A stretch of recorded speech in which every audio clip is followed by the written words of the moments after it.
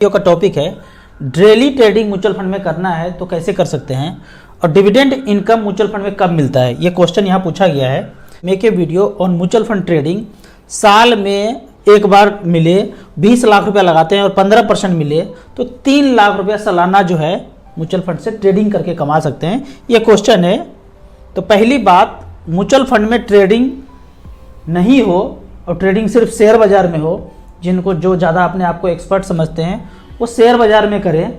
Mutual fund साधारण आदमी के लिए जो अपना अपना काम करते हैं, आप जो भी काम करते हैं, अलग अलग काम कर रहे हैं, सुबह से शाम बिजी रहते हैं, मोबाइल देखने टीवी देखने का फुर्सत नहीं है, उनके लिए म्यूचुअल फंड बना है। अगर ट्रेडिंग ही करना है तो शेयर बाजार अथाह है, वहाँ करते रहिए।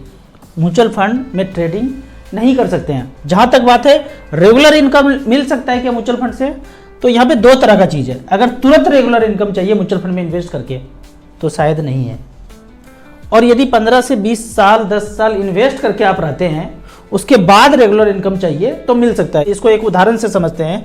आम का पेड़ लगाया और तुरंत फल चाहिए तो नहीं मिलेगा। आम का पेड़ लगाया, 10 साल 15 साल इंतजार किया, उसके बाद आम ही आम मिलेगा, फल ही फल मिलेगा। तो रेगुलर इनकम चाहिए म्यूचुअल फंड से मिल सकता है। इन्वेस्ट करके थोड़ा सा वेट कीजिए, उसके बाद लेना शुरू कीजिए। हालांकि पेंशन फंड से आप लमसम पैसा लगा करके थोड़ा थोड़ा पैसा ले सकते हैं, लेकिन तुरंत ही 1 लाख रुपए लगाया और इनकम लेना शुरू कर दिया या फिर ट्रेडिंग करके पैसा कमाया तो नहीं कर सकते हैं, नहीं करेंगे। अगर मैं आपको एक उदाहरण देता हूँ कि आप दिमाग लगा के ट्रेडिंग करते मान लेते हैं, तो यहाँ पे 1 लाख रुपया रखा 95 में निपॉन इंडिया ग्रोथ फंड में, उस 1 लाख का वैल्यू है 2 करोड़ 80 लाख। कितना भी दिमाग लगा देते ना तो ये पैसा ट्रेडिंग करके नहीं बना सकते थे। अगर बना सकते हैं तो शेयर बाजार आपके लिए अच्छा है, वहाँ 2 करोड़ क्यों 1000 करोड़ भी बना सकते हैं। तो म्यूचुअल फंड साधारण लोगों के लिए हमने यहाँ पे इन्वेस्ट करके रखा है। हमारा पैसा 20-22% के रेट से बढ़ा, हम इसी में खुश हैं। तो रेगुलर इनकम भी मिल सकता है और ट्रेडिंग तो बिल्कुल नहीं कर सकते हैं। रेगुलर इनकम थोड़े दिन के बाद इन्वेस्टमेंट करने के बाद यहाँ पे ले सकते हैं। दूसरा है, यहाँ पे क्वेश्चन पूछा गया है, सर अभी हेल्थ इंश्योरेंस पॉलिसी जरूरी है क्या, या फिर ना लें और उस पैसे को म्यूचुअल फंड में इन्वेस्ट कर दें। अगर तो आपके पास कम पैसा है, जैसे कि मैंने कभी नहीं लिया हेल्थ इंश्योरेंस, वो सारा पैसा को इन्वेस्ट करते गया। जहाँ बात हेल्थ का आता है थोड़ा सा ना खोपड़ी का ब्लूटूथ और ज़्यादा ऑन करना है। म्यूचुअल फंड में तो किए हैं, थोड़ा सा हेल्थ वाले में भी करना है और थोड़ा सा जागरूक रहना है। एक किताब है रोगी स्वयं चिकित्सक, वो मैं किताब यहाँ पे दिखा देता हूँ, पहले भी मैंने बात किया है। रोगी स्वयं चिकित्सक 130 रुपये में एक किताब मिलेगा, लगभग 200 रुपये में 3 किताब का ये एक बुकलेट आएगा। इसको अगर आपने रख लिया घर में, मेरे पास है, जो भी प्रॉब्लम आए, या तो राजीव दीक्षित जी का वीडियो देख लीजिए, वीडियो यूट्यूब पे अवेलेबल है फ्री, या फिर इसमें जो लिखा हुआ है वो घर में कर लेंगे तो 1 से 2 दिन 3 दिन 7 दिन में घर में ठीक हो जाएंगे। तो कोई इंश्योरेंस का जरूरत नहीं है, कोई ताम झाम चकाचौंध में पढ़ने का जरूरत नहीं है। किताब 200 रुपये का रखिए, घर में ठीक हो जाइए। बचे हुए पैसे को इन्वेस्ट करते रहिए, करते रहिए। हमने यही किया है, हमारे पास किताब है, अब बचे हुए पैसे को मच फंड में झोंकते गए। एक क्वेश्चन है कि 15 साल के बाद फाइनेंशियल फ्रीडम मिल जाएगा क्या। यहाँ पे क्वेश्चन है कि 29 साल हमारा एज है और प्राइवेट ट्यूटर हैं और 5000 रुपये पर मंथ बचा सकते हैं, कितने समय में फाइनेंशियल फ्रीडम पा सकते हैं। बंगाल से हैं ये, पूछ रहे हैं कितने समय में फाइनेंशियल फ्रीडम पा सकते हैं। मेरा कहना है कि कोई भी काम करते हो, कैसा भी काम करते हो, कितना भी कमाते हो, पक्का फाइनेंशियल फ्रीडम मिल सकता है। आप जितना भी कमाते हैं उसको खर्च करने के बाद वो सारे पैसे को इन्वेस्ट करते जाइए मिड कैप स्मॉल कैप में। हमने अपनी ज़िंदगी में यही किया है। खर्चा करने के बाद जो भी पैसा बचा झोंकते चला गया। ज़िंदगी में एक चीज़ नहीं होना चाहिए, बीमारी नहीं होना चाहिए ईएमआई का। घर ले लिया, प्लॉट ले लिया, ऊपर मकान बना दिया, रेंट पे लगा दिया, गाड़ी ले लिया, ईएमआई कर लिया, ये बीमारी नहीं पालना है। हमने ये बीमारी नहीं पाला। अगर ये आपके ज़िंदगी में नहीं है, ईएमआई कर्ज, और जितना भी पैसा कमाते हैं आप, 10,000 कमाते हैं, 8,000 कमाते हैं, 15,000 कमाते हैं, खर्च करने के बाद जो भी पैसा बचे 1,000 2,000 4,000 5,000 उसको झोंकते जाइए। फाइनेंशियल फ्रीडम 15 साल में मिल जाएगा। यहाँ पे मैं आपको एक उदाहरण दिखाता हूँ कि 15 साल में हुआ क्या है। पिछले 15 साल में मिड कैप हमने सेलेक्ट किया है, 5,000 रुपये पर मंथ अगर किसी ने किया है तो HDFC मिड कैप अपॉर्चुनिटी ने 9 लाख का बनाया है 48 लाख रुपया। 48-49 लाख रुपये जिनकी ज़िंदगी में होगा ना, वो फाइनेंशियल फ्रीडम पा लिए। एक गलत अर्थ लेते हैं लोग यहाँ पे और भी फंड देखें, कोटक इमर्जिंग ने 45 बनाया है, निप्पॉन इंडिया ग्रोथ फंड ने 38 लाख रुपए बनाया है। गलत अर्थ ये लेते हैं कि फाइनेंशियल फ्रीडम मतलब अब कुछ भी नहीं करना है, मर्जी से एकदम सो के रहना है, ऐसा नहीं है। फाइनेंशियल फ्रीडम मेरे अनुसार है कि अब अपनी मर्जी से काम करना है, वो किसी के बंधन में काम नहीं करना है, मजबूरी में काम नहीं करना है। मेरे साथ ऐसा हुआ, लोग पूछते भी हैं आप क्यों काम करते हैं, आप वीडियो क्यों बनाते हैं, यूट्यूब से पैसा क्यों कमा रहे हैं। हम ये काम इसलिए करते हैं कि मुझे काम करने में ये मज़ा आता है। शुरुआत के दिनों में हमने ये सोचा था कि कोई काम नहीं करेंगे, 6 महीने तक घर में सोते रहे। ऐसा करने के बाद कुछ नहीं करता था, ऐसा करने के बाद कोलेस्ट्रॉल हो गया 1200, मरने के कगार पे थे, सुन्न हो गया था शरीर। उसके बाद लगा कि नहीं, कुछ ना कुछ तो करना पड़ेगा जिंदा रहते हुए। तो हमने ये काम करना शुरू किया। शुरू के 2 साल तक यूट्यूब से कुछ भी नहीं आया, न चाहा था कि कुछ आए। हमने तो कभी एक्सपेक्ट नहीं किया था कि म्यूचुअल फंड का नॉलेज इतना अच्छा लोगों को पसंद आएगा और मुझे पैसे भी आएंगे, हमने कभी नहीं सोचा था। धीरे धीरे करके टाइम बढ़ता गया, अभी लोग व्यू बढ़ते गए और पैसा कभी 50,000, कभी 60,000, कभी 70,000 आ जाता है। तो अलग से 3 BHK घर ले लिया हूँ, अलग से ये ताम झाम लगा दिया हूँ, लगभग जितना पैसा आता है खर्च ही हो जाता है। तो इस तरह से करके हमने कभी सोचा नहीं था। कुछ लोग बोलते हैं ना कि यूट्यूब से पैसा कमाना है, अगर ये सोचेंगे कि यूट्यूब से पैसा कमाना है तो कभी नहीं कमा पाएंगे। अगर जो व्यक्ति पैसे के लिए आएंगे तो पैसा नहीं कमा पाएंगे, लेकिन जो पैशन के लिए आएंगे पैसा अपने आप धीरे धीरे बाद में आते रहेगा। क्योंकि आप पैसे के लिए आएंगे ना, 2 महीना, 4 महीना, 6 महीना के बाद आप फ्रस्ट्रेट होकर छोड़ देंगे। मुझे पैसा नहीं भी आता ना तो भी मैं रोज वीडियो बनाते रहता, आप लोग का क्वेश्चन कमेंट्स आते रहता और मैं वीडियो बनाते रहता, क्योंकि अंदर खलबली मचते रहता है कि भाई जाके जवाब दे देते हैं, हमें आता है तो हम जाके दे देते हैं। तो इस तरह से करके जर्नी आगे हुआ। अब आगे बढ़ते हैं, अगला क्वेश्चन देखते हैं। राजू जी, क्या 2024 में इलेक्शन के बाद कुछ इफेक्ट आएगा क्या म्यूचुअल फंड में? पक्का आएगा। आँख खुला रखिए, कान खुला रखिए, खोपड़ी का ब्लूटूथ ज़्यादा ऑन रखिए।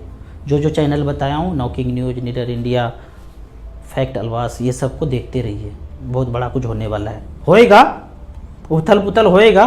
तो नज़र रखिए क्या करना है, वो आगे भी बताएंगे, होगा कुछ बड़ा तगड़ा। आगे देखते हैं अगला क्वेश्चन। हम जो म्यूचुअल फंड में पैसा डालते हैं, पैसा बढ़ता कैसे है? कंपनी से जुड़ी हुई है, पैसा कौन देता है, हमारा पैसा बढ़ता कैसे है?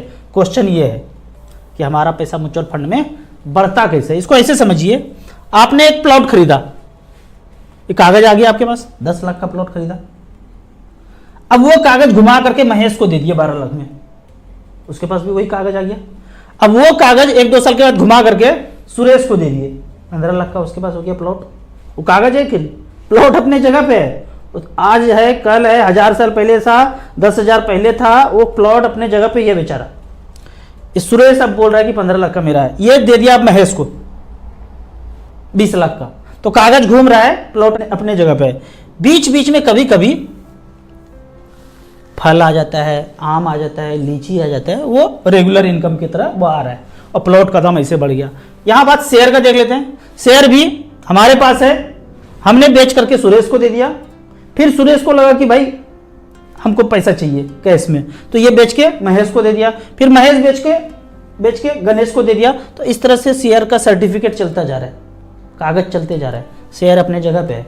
बीच बीच में कभी कभी कंपनी डिविडेंड देता है, वो अकाउंट में आ जाता है। तो वहाँ आम मिलता था, फल मिलता था, यहाँ डिविडेंड के रूप में पैसा मिल जाता है। और पैसा बढ़ता ऐसे है कि हम खरीदेंगे, वो हम में पैसा थोड़ा थोड़ा बढ़ते रहता है। पूछा जाता है कि डिविडेंड कब कब मिलता है म्यूचुअल फंड में? कभी तो देखते ही नहीं है डिविडेंड मिलता है, डिविडेंड लिखा होता है, डिविडेंड मिलता नहीं है।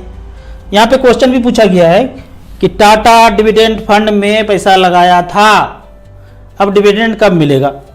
ये नाम है भाई, नाम है, शुद्ध घी नाम है, शुद्ध होगा कोई जरूरी नहीं है। टाटा डिविडेंड फंड डिविडेंड देगा ये जरूरी नहीं, नाम है। तो इस तरह का नाम थोड़ा सा कंफ्यूजिंग है, ऐसा होना नहीं चाहिए, कंफ्यूजिंग नाम देना नहीं चाहिए इन्वेस्टर के लिए। यहाँ पे मैं आपको एक उदाहरण से समझाता हूँ।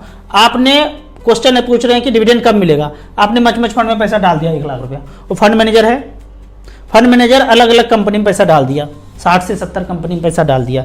इस तरह से करके मान लेते हैं कि आपने SBI स्मॉल कैप में पैसा डाला और इतना कंपनी में SBI के फंड मैनेजर ने पैसा डाल दिया।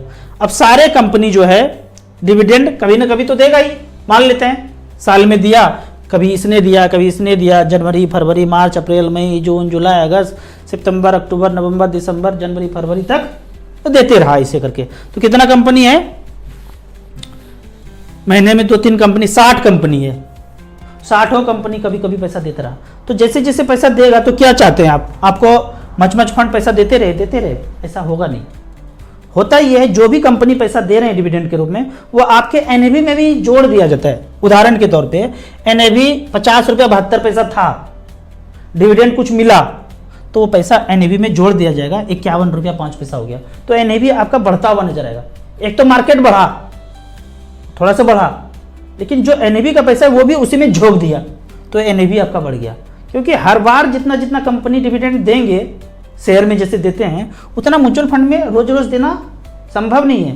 तो आपका सारा एक्यूमुलेट करके एनएवी जोड़ देते हैं। एनएवी में पैसा बढ़ गया, आपको निकालना है, आपने 1 लाख लगाया था, 1,15,000 हो गया साल के अंत में, आपको निकालना है, निकाल लीजिए।